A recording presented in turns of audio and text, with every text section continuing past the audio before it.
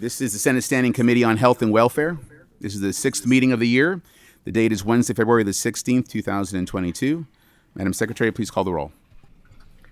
Senator Rocky Adams, Senator Berg, Senator Carroll, Senator Givens, Senator Harper Angel, Senator Howell, Senator Kerr, Senator Meredith, Senator Nemes, Senator Wise, Chairman Alvarado. Present. All right, we have a quorum. We're established to do business.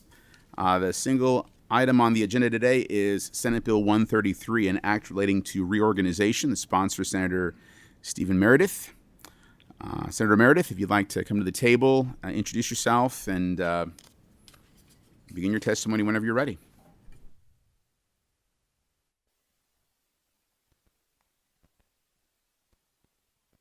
Also, Senator, there is a substitute before us. I believe everybody had a copy of that prior to the meeting. I don't know if you'd like to take action on that now, Senator, or wait till a bit later in the presentation. Well, let's go ahead and take action on it if we could. All right, I'll entertain a motion on the sub. We have a motion. Is there a second? There's a second. All those in favor, please signify by saying aye. Anyone opposed? All right, the sub is before us. Senator, please begin. Thank you, Mr. Chair. I am Steve Meredith, Senator for the 5th District, and I have joining me Kelly Rodman, who many of you know. This is a reorg bill, and anybody who served on this committee any time at all understands the complexity of our Cabinet for Health and Family Services. And that's part of the reasons we passed Senate Joint Resolution 60 earlier in the session to look at reorganizing that Cabinet and trying to be more efficient, more effective, more responsive. And that's what the understanding of the Cabinet. In fact, we're looking forward to working with them during the interim to try to improve this Cabinet and their operations. And the thing that caught my attention about this in particular is how we're going to deal with our telehealth and our data analytics. You know, that's kind of a new venture for us, and it's kind of a place that doesn't fit anywhere particularly. So we got a lot of moving parts of this thing, and I think it's going to serve as the foundation for our discussions if we pass the Senate Joint Resolution through the House as well. But serve as a foundation for our discussion during the interim as to how we can more effectively reorganize that Cabinet and do the things that we're attempting to do. But with that, I'll turn over to Ms. Rodman, let her explain what we're trying to accomplish here. Thank you, Senator. Hello, my name is Kelly Rodman. I'm with the Office of Legislative Regulatory Affairs with the Cabinet. I thank you, Chairman Alvarado. Thank you, the committee. Thank you, Senator Meredith. This is our Senate Bill 133 is our reorganization bill. As many of you all may remember, when we first came into, when the Secretary first came in 2 years ago, he had even made comments on how he had liked some of the changes that had happened to the Cabinet in his few years that he had been away. One of those, but as we have gone through the past 2 years, there's a few things that he had seen that he would like to streamline. There's a few things that he has liked that he wanted to bring into different areas of the Cabinet. And so that's what this reorganization bill does. It's a little confusing, and I will say that because there's a lot of things that are not listed in the actual bill. And that is, I know those are some questions that I have already received, but they are in the plan that has been filed to the Legislative Research Commission and the Director's Office. So it is on file at this point in time. The few things that are important to see in this bill is that the previous administration had created the Office of Health and Data Analytics. It was a freestanding agency in the Cabinet. What we have seen is this is one thing that needs to be probably streamlined, and the Secretary is requesting to bring that up into this Office of the Secretary so that it has a direct link to the Secretary and very quick response. It'd be very equal to my position at the Office of Legislative Regulatory Affairs and the Budget Office, so that there will be a dotted line, if you will, to individuals in each of the agencies that report up to me, even though they don't report to me, they still report to the Commissioner. So there would be a data person in each of the agencies from DCBS, DMS, Public Health, whichever agency, allowing us to have some streamline, allowing them to have a little bit quicker response time, and to be able to be an owner to their own individual data. So that's the big one.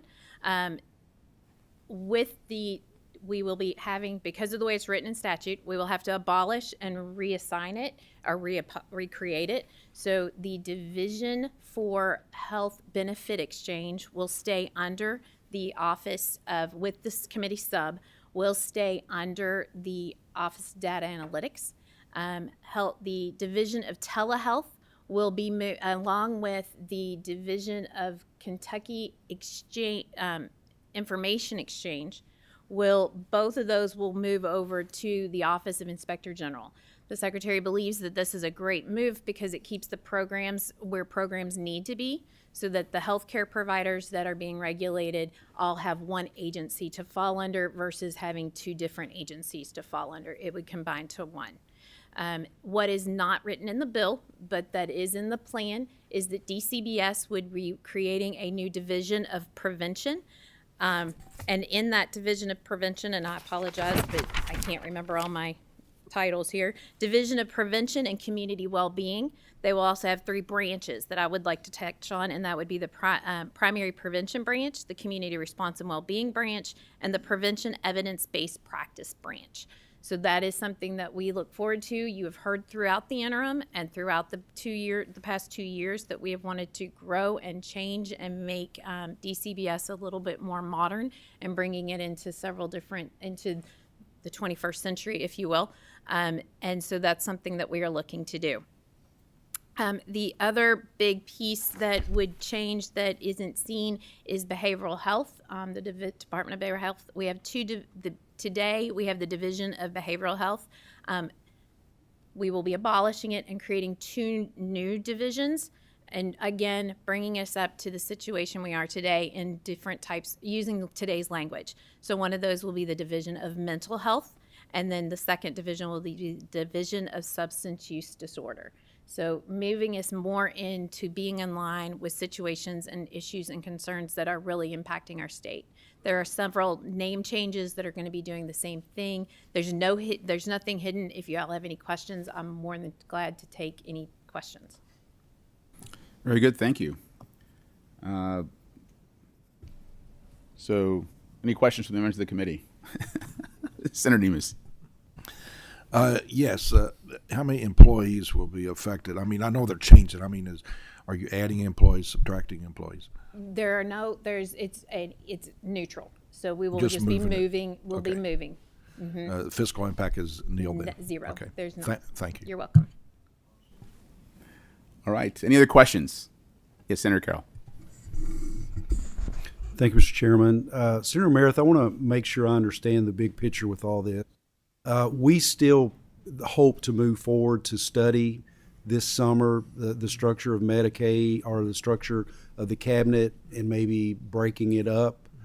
That's still, we still hope to move forward with that, correct? We most certainly do. Whenever Secretary Freelander and Ms. Rodman approached me about doing this bill, it was with the understanding that we were going to take a deep dive on this summer, and this just kind of gives us a starting point on all this, because you can see from this a lot of moving parts to this thing, and there's going to be some opportunities, I believe, and I think they concur that we can do a better job with all these functions. And not a criticism of anyone, it's just such a big cabinet that we have to take a harder look at this. So yes, this will not impact that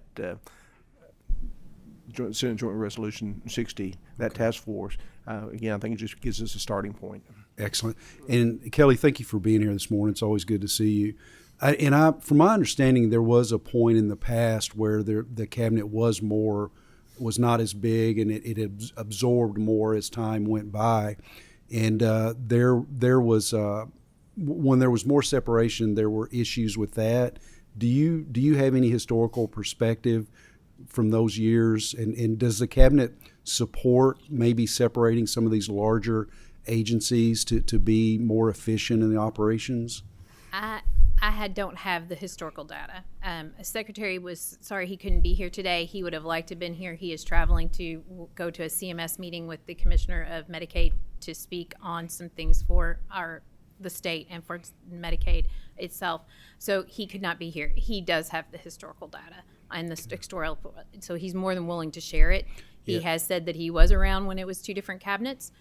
He's not the biggest fan of it, but he would be more than glad to talk to the committee once the Senate concurrent resolution passes and goes through, and we get the same in the House. And I have no doubts that we'll look at Right. the past and learn some lessons from that.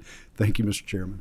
Well, I asked Ms. Rodman about that same historical perspective, but I think she told me she was in high school when that happened. So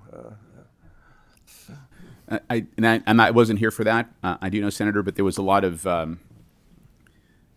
there's just so much coordination that goes on between when it was two separate cabinets. My understanding is talking to people that it was just difficult to get a lot of that coordination. This has always been done, I think, by the executive branch in the past when it was merged into one. And there's always people on both sides of the fence about separating it back, keeping it as one. Hopefully this resolution we've passed will allow us to start getting a deeper dive and looking at what's the best way to make this happen going forward to make sure that we're and I think what you see with efficient. this reorg is the Secretary's attempt to try to address some of those issues by these actions, and commend him for that. But he is open to our discussions this summer if we move forward with this. Very good. Any other questions from members of the committee? If not, we'll entertain a motion on the bill. You have a motion. Is there a second? You have a second? Madam Secretary, please call the roll. Senator Rocky Adams. Senator Byrd. Aye. Senator Carroll. Aye. Senator Givens. Senator Harper Angel. Senator Howell. Aye. Senator Kerr. Senator Meredith. Aye. Senator Nemes. Aye. Senator Wise. Aye. Chairman Alvarado. Aye. Matter passes 9-0. Congratulations, Senator. Thank you, Mr. Mr. Chair. Rodman, thank you for being here today. We appreciate your testimony. Any other issues before the committee? If not, we'll stand adjourned. Thank you.